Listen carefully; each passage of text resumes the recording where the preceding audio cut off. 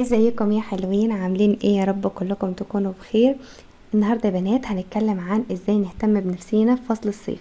الصيف يعني حر ويعني عرق ويعني حبوب ممكن بيطلع لنا اكتر في الصيف. فطبعا انا مش من محبين الصيف خالص، انا كائن شتوي، ولكن طبعا بما ان فصل الصيف جه فلازم نعمل استعدادات كده قويه ونغير الروتين بتاعنا كله من الشتاء للصيف. يعني احنا بيكون لينا روتين معين في الشتاء، ولما بيدخل علينا الصيف بنغيره، لان طبعا لو فضلنا ماشيين على الروتين الشتوي اللي احنا عاملينه والمرطبات القويه اللي احنا بنستخدمها اثناء فصل الشتاء، فده بيؤدي ان احنا طبعا بيطلع لنا حبوب كتيره جدا في فصل الصيف.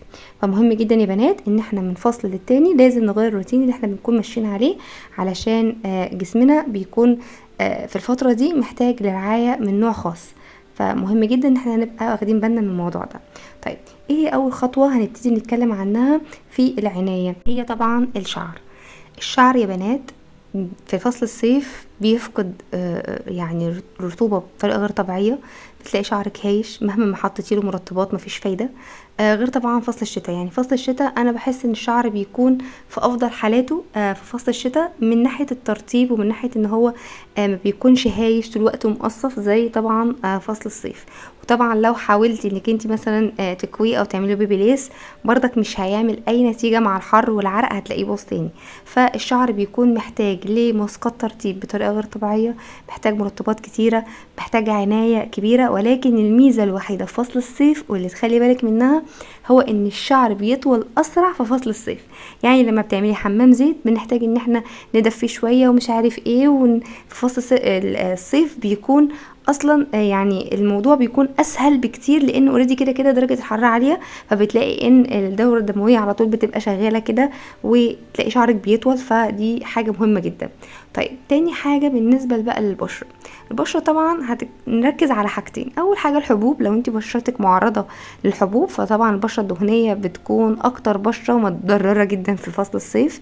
فلازم تعملي روتين كويس جدا للحبوب، انك انت بقى تستخدمي غسول قوي زي كولاجرا او ستارفل، شوفي بترتاح على ايه، او تجيبي مثلا صابونه زي سنوبار او اي حاجه مخصصه للحبوب. وتستخدمي طبعا مرطبات تكون خفيفه جدا زي ميلاسونال جل، او اي مثلا حاجه زي جيكودان جل، يعني اي حاجه جل تكون خفيفه. وطبعا السان بلوك. السان بلوك اهم حاجه او اهم خطوه اساسيه في فصل الصيف. ولكن يا بنات نحاول دايما نستخدم الحاجة المناسبة لبشرتنا. يعني لو انا دهنية اجيب حاجة جل، لو انا جافة بجيب حاجة كريم. فده مهم جدا لاي منتج انت تستخدميه لوشك، لازم تعرفي الاول نوع بشرتك ايه. طيب، تالت حاجة هي العناية بالجسم. والعناية بالجسم هنا يا بنات هتتلخص في حاجتين: الشاور والترطيب. طيب، الشاور يا بنات احنا مش بنحتاج نستخدم شاور كريم زي ما كنا عاملين الفيديوهات بتاعت الشتاء، لان في الشتاء بيكون جسمنا جاف. فساعتها انا قلت لكم نستخدم صابونه تكون اللي هي الجريسلين، او نستخدم شاور كريم. لا، احنا في الصيف هنستخدم شاور جل عادي، اي شاور جل. تمام. لو حابه تستخدمي صابونه جليسرين مفيش مشكله خالص، مش هتعملك اي حبوب ولا هتعملك اي حاجه، بالعكس هتبقى كويسه بالنسبه لك. لكن انا بقول يعني ان في الصيف احنا بنكون محتاجين حاجات الجل اكتر عشان تنظف البشره، ومحتاجين كمان مرطب يكون خفيف، ما يكونش مرطب قوي عشان ما يطلعناش حبوب. فده مهم جدا، لان المرطبات اللي بنستخدمها في فصل الشتاء ما ينفعش نرجع نستخدمها في فصل الصيف، خصوصا لو انا عارفه ان جسمي معرض لحبوب. ونيجي هنا بقى يا بنات لأهم خطوة وأهم حاجة في الوجود في فصل الصيف، هي الديودرنت. دي أهم حاجة يا بنات في فصل الصيف. طبعا احنا بنستخدم الديودرنت في الشتاء وفي الصيف، ولكن في الصيف انت ممكن تستخدميها اكتر من مره. يعني ممكن تستخدميها مره مثلا الصبح ومره بالليل، ده لو انت بتنزلي شغل او بتروحي جيم او حاجه، فممكن تحتاجي تستخدميها مثلا مرتين او بعد كل شاور على الاقل. تمام. فمهم جدا يا بنات ان احنا نستخدم ديودرنت تكون قويه جدا، وما تكونش بتعمل لي اي تحسس، ما تكونش بتعمل لي التهابات، ما تكونش تعمل لي هرش، ما تكونش تعمل لي اسمرار، علشان طبعا ما اكونش انا بعالج حاجه وببوظ حاجه تانية. وانا كنت رشحت لكم قبل كده في فيديو المنتجات، هبقى سيبهم لكم تحت في صندوق الوصف، لكذا نوع طبي كويس. وكمان رشحت لكم بتاعه باديليشس، حلوه جدا، سعرها حوالي 60 جنيه، رخيصه مش غاليه، وما عملتش تحسس ولا اسمرار ولا هرش ولا اي حاجه زي الحاجات التانية اللي بنستخدمها. فدي كانت اهم خطوه حبيت انبه عليها، لان طبعا في الصيف بيكون طبعا العرق يعني بيكون صعب جدا. طيب لو انت بتعاني بقى من حبوب للجسم في فصل الصيف هتعملي ايه؟ هتجيبي الغسول اللي احنا بنستخدمه لبشرتنا، اللي هي مثلا زي ستارفيل او اي حاجه، اللي انت بتستخدميه لوشك، وتستخدميه مره بعد ما تاخدي شاور. خلاص انت غسلتي جسمك اوريدي بالشاور جل بتاعك اللي بتستخدمي بيه، بتستخدميه في الشاور العادي.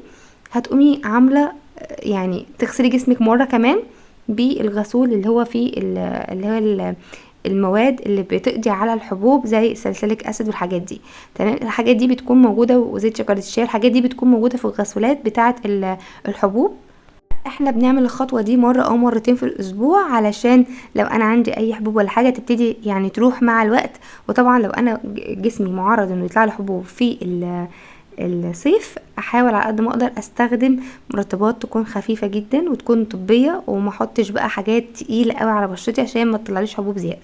لازم هدوم الخروج اللي بننزل بيها يا بنات تكون بنلبسها مره واحده وبعد كده خلاص بتتغسل، عشان طبعا مع العرق والحر وكده ما ينفعش خلاص انك تلبسيها تاني. وطبعا الهدوم اللي بنقعد بيها في البيت ممكن نغيرها اكتر من مره.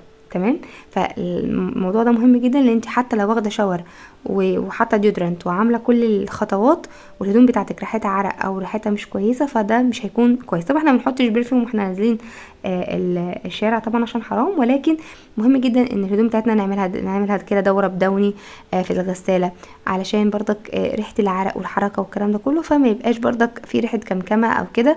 وطبعا نغسل وننشر على طول، ما نحطش الغسيل في الغساله عشان ده بيخليه كمكم وريحته ما بتكونش كويسه فيما بعد.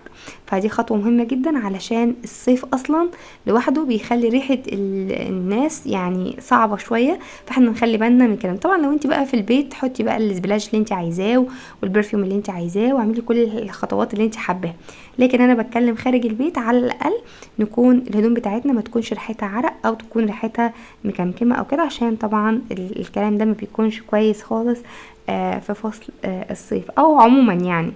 وبس كده، يا رب بقى الفيديو يكون فاتك وعجبك. ولو عجبك بقى ما تنسيش تعملي لايك وكومنت حلو عشان بيشجعني، وتشتركي في القناه علشان يوصلك اي فيديو جديد انا بنزله. وما تنسيش ادومه وانقل. يلا باي.